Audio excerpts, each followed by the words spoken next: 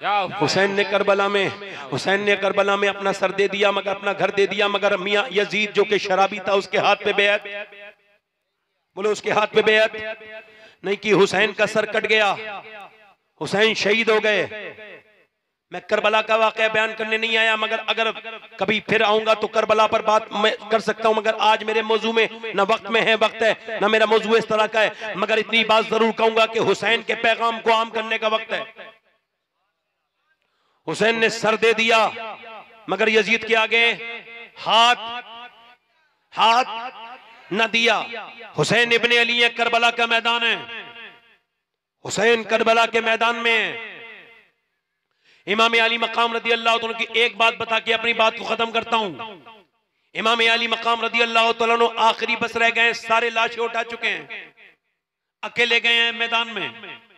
अच्छा मुझे बताओ, जो इतने लाशें उठाए, बच्चों के, भाइयों के, भतीजों के और भांजों के, सबके लाशें उठाए, वो घोड़े पे बैठने के लायक रहता है?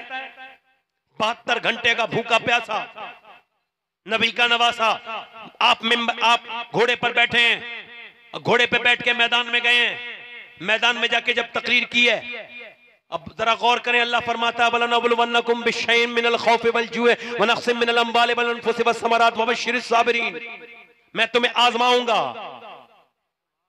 वलनबलुवन्नकुम, मैं तुम्हें आजमाऊंगा, कभी भूख से, कभी प्यास से, कभी बच्चों से, कभी खौफ से। हुसैन को करबला में एक ही दिन में भूख से भी आजमाया गया, बच्चों से भी आजमाया गया, प्यास से भी आजमाया गया, डर से भी आजमाया गया, मगर हुसैन ने जब करबला में अपनी आखिरी तकरीर की तो लहजे में कोई इबाम नहीं था, गुफ्तगू न सर की न थिर की न लहजा जरा सा इधर उधर हुआ, बल्कि नबी की चुसाई हुई जबान का असर वो था कि जब नबी ने खैबर के मकाम पर अल्लाह के रसूल ने जब वो गोश्त खाया जिसमें मिला हुआ था खून, जिसमें मिला हुआ था जहर, तो जब गोश्त की बोटी आपकी जबान पे आके रखी गई तो गोश्त की बोटी बोलने लगी और बोली हुजूर मुझे ना खाइए, मेरे अंदर जहर है। तवज्जो करें, उलमा लिखते हैं वो इस वजह से गोश्त बोला बेजान कि नबी का लुआब जिस बेजान पे लग जाए उसे अल्लाह ज़बान अता कर देता है। मुझे बताओ, जिस गोश्त को एक बार नबी का लुआब लगे वो तो बेजान होके बोले, तो फिर वो हसन और हुसैन कैसे बात करते होंगे जिन्होंने नबी का लुआब बार बार पिया है। नारे तकबीर, नारे रिसालत, मसलके आला हजरत, नारे तकबीर, नारे रिसालत। माशाअल्लाह। हुसैन करबला के मैदान में गए हैं, तकरीर इमाम ने तकरीर की है, मगर फिर आपने तलवार चलाई है, इधर देखे तलवार चलाई है। अगर ये इमाम अली मकाम का महीना है, हुसैन का जिक्र नहीं होगा तो हक अदा नहीं होगा। हुसैन करबला के मैदान में गए हैं, मियाँ इतनी लाशें उठाने के बाद तकरीर की है और कहते हैं कोई मेरे मुकाबले में 22,000 की हिम्मत नहीं होती है। अकेले मेरे इमाम ने जब देखा 22,000 में कोई नहीं निकल के आता तो अकेले ने 22,000 पे हमला कर दिया। जब तलवार चली है तो ऐसा लगता था लोगों को कि बदर में अली की तलवार चल रही है या ओहद में अली की तलवार चल रही है। मगर इन्होंने तीर मारे, तीर तीर तीर दूर से मारे। जब तलवार वाली जंग शुरू हो जाए ना तो तीर मारना बुज़दिली है, मगर तीर मारे, तीर इमाम के सीने लगा, वापस पलटे। ये पैगाम सारे सुन्नियों के नाम, वापस पलटे। ज़ैनब के पास आए, ज़ैनब क्या तुम रोई थी? तो बहन बोली हाँ मेरे भाई, आप मेरी माँ जाए हो, जब आपके सीने में तीर लगा तो मुझे तकलीफ होने लगी, मैं रो दी, मेरी आवाज बाहर चली गई। और मैं ज़ैनब अभी तो मेरी तीर लगा है, अभी तो मेरी लाश पर घोड़े दौड़ते देखोगी। मेरी बहन, औरत की आवाज भी औरत है। अम्मी आयशा कुरान पढ़ रही है मस्जिद नबी में, न मस्जिद नबी में कुरान पढ़ रही है, आवाज बाहर को आ रही है। हुजूर ने पत्थर उठा लिया, लगा दिया पत्थर उस जगह पे जहां से आवाज आ रही थी। पर मैं आयशा इतनी जोर से कुरान न पढ़ो कि बाहर आवाज जाए। पढ़ने वाली उम्मुल मोमिनीन हो, पढ़ा जाने वाला कुताब अल्लाह का कलाम हो, जिसकी पाकी का बयान उसी कलाम में मौजूद हो, और सुनने वाले सहाबा हो तो नबी को पसंद नहीं। आज मुसलमान लड़कियां, अगर ये लड़कों को पैगाम दिया होता लड़कों ने अपनी बहनों को, इमाम ने कहा ज़ैनब अभी मेरी, और फिर उसके बाद ये हुआ भी कि फिर इमाम शहीद हो गए, सारी लाशें पड़ी हैं, फातिमा के लाडले का आखिरी दीदार है, हश्र का हंगामा बरपा है, मियाने अहले बैत अपना सौदा बेचकर बाजार सूना कर गए, कौन सी बस्ती बसाई, ताजिराने अहले बैत, इमाम अली मकाम शहीद हो गए, लाशें पड़ी हैं, तवज्जो करो। तो क्या करना चाहिए था? बीबी को हाय तौबा करनी चाहिए थी। पूरा मैदान पे बिखरी हुई लाशें, कितने बैग बिखरे हुए हैं, मदीने के फूल। करबला तेरी किस्मत पे लाखों सलाम, बिखरे हुए हैं। जिन बीबियों की बच्चों की लाशों पर घोड़े दौड़ रहे हैं। जब सूरज डूबने लगा, तवज्जो करें, सैयदा ज़ैनब ने कहा नमाज के लिए तैयार हो जाओ। कैसे तैयारी करें? पानी तो है नहीं, तयम्मुम कर लिया, मिट्टी से तयम्मुम किया। और तयम्मुम सैयदा ज़ैनब ने किया, उम्मे रुबाब ने किया, शहरबानों ने किया, सारी बीबियां नमाज में चली गईं। सैयदा ज़ैनब नमाज में चली गईं, उम्मे कुलसूम नमाज में चली गईं, सैयदा सकीना नमाज में चली गईं, ज़ैनुल आबिदीन सजदे में चले गए। कोई ऐसे भी नमाज पढ़ सकता है कि सामने लाशों पे घोड़े दौड़ रहे हो, हड्डियों की टूटने की आवाजें आती हों और इधर औरतें नमाज पढ़ती हों? अल्लाह अकबर, करबला वालों की तरह कोई नमाज नहीं पढ़ सकता।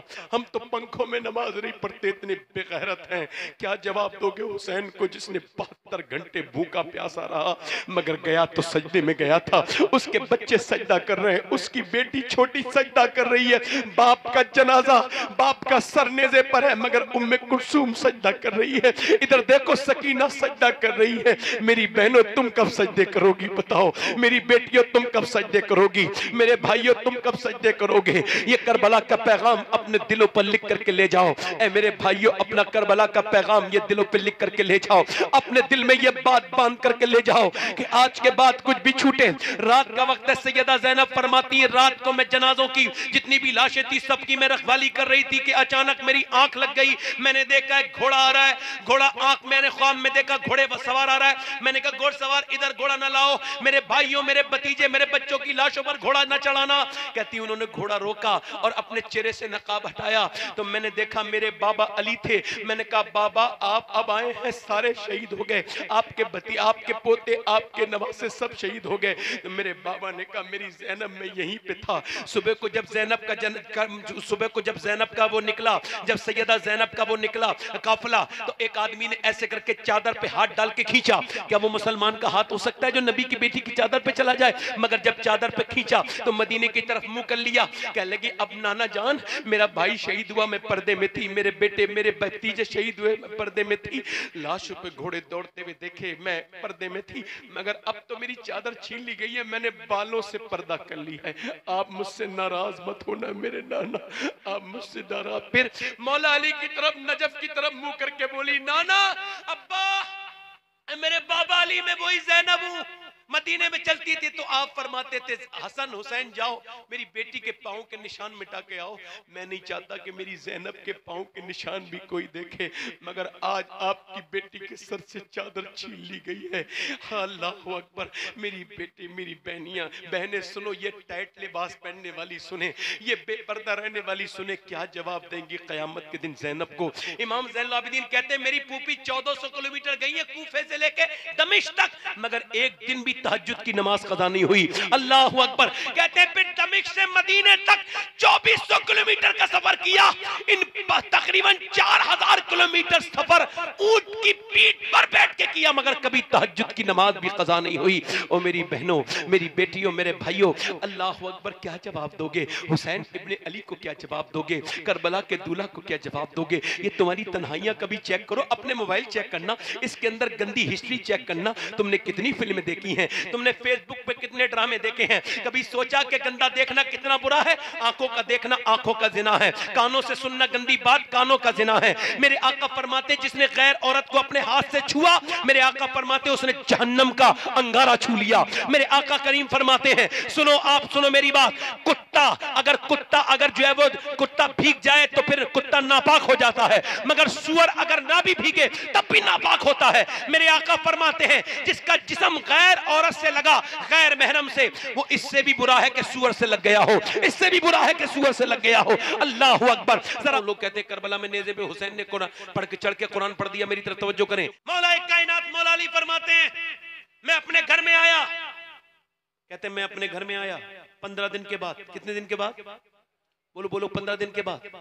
कहते हैं मौला अली कितना कैसे कुरान पढ़ते थे आपको बताऊं। लोग कहते हैं करबला में नेज़े पे हुसैन ने कुरान पढ़ के चढ़ के कुरान पढ़ दिया। मेरी तरफ तवज्जो करें, आपको बताएं मौला अली फरमाते मैं ऐसे कुरान पढ़ता था कि घोड़े पे बैठता था, और घोड़े पे बैठता था मैं अपना पांव रकाब पे रखता था, और मैं जीन पे बैठने से पहले पहले एक कुरान पूरा कर लिया करता था।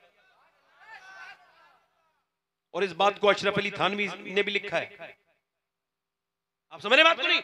मौला अली रकाब पे पांव रख रहे हैं और बैठने से पहले पहले कहते हैं 15 दिन के बाद मैं अपने घर में आया।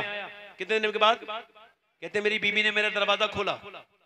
मौला अली फरमाते हैं 15 दिन के बाद घर में आया हूं, मेरी बीवी ने मुझे दरवाजा खोला और मुस्कुरा के सलाम कर दिया। कोई ताबीज की जरूरत नहीं, घर में मोहब्बत के लिए ताबीज मोहब्बत का ताबीज इधर उधर लाने की जरूरत नहीं है। सबसे बेहतरीन ताबीज नबी पाक की बेटी की सीरत है। जब शौहर घर में आए तो मुस्कुरा के सलाम कर दो। पहला काम है औरत जो करे, सलाम कर दिया सैयदा कायनात ने। वसीम बरेलवी कहता है थके हारे परिंदे जब बसेरे को लौटे तो सलीकेमंद शाखों का लचक जाना जरूरी है। और वो उन्होंने सलाम कर दिया। मौला अली कहते हैं मैं अंदर गया, मैंने कहा भूख लगी है फातिमा? कहते हैं वो फातिमा भूख लगी है। फरमाते हैं वो अंदर चली गई, पानी लाई, मैंने प्यास नहीं लगी, भूख लगी, अंदर चली गई।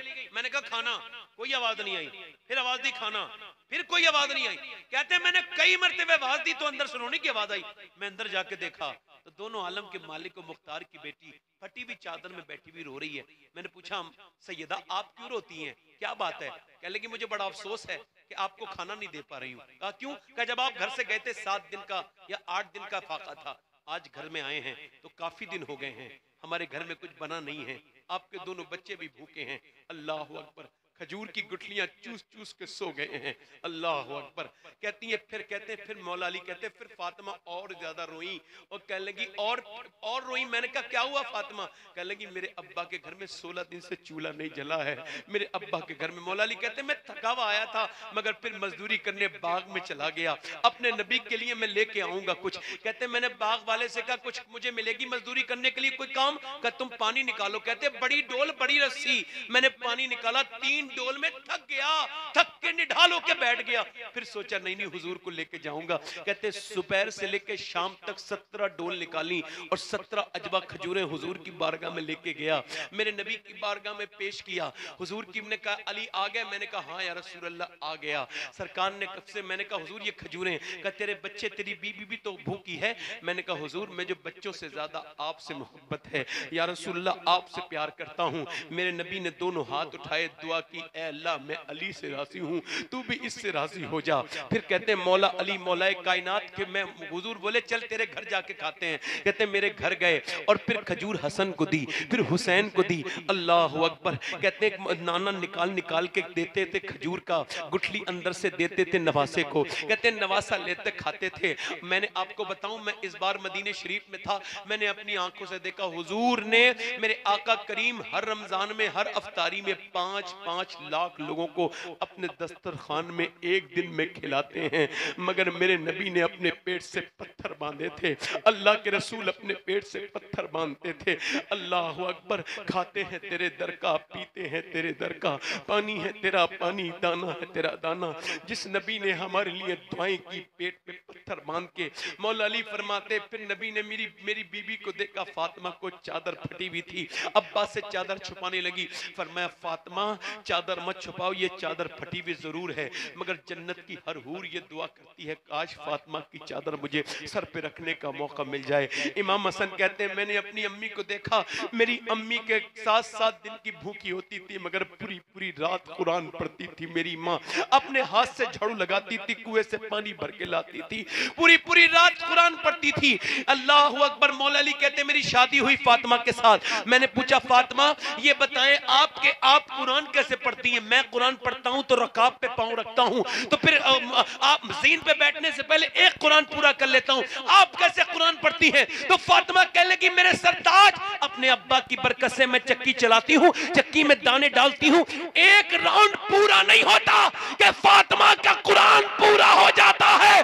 जब बाप ऐसा कुरान पढ़े और माँ ऐसा कुरान पढ़े तो बेटा करबला पे नेज़े पे चढ़ के कुरान पढ़ दे तो कौन सी हैरत की बात।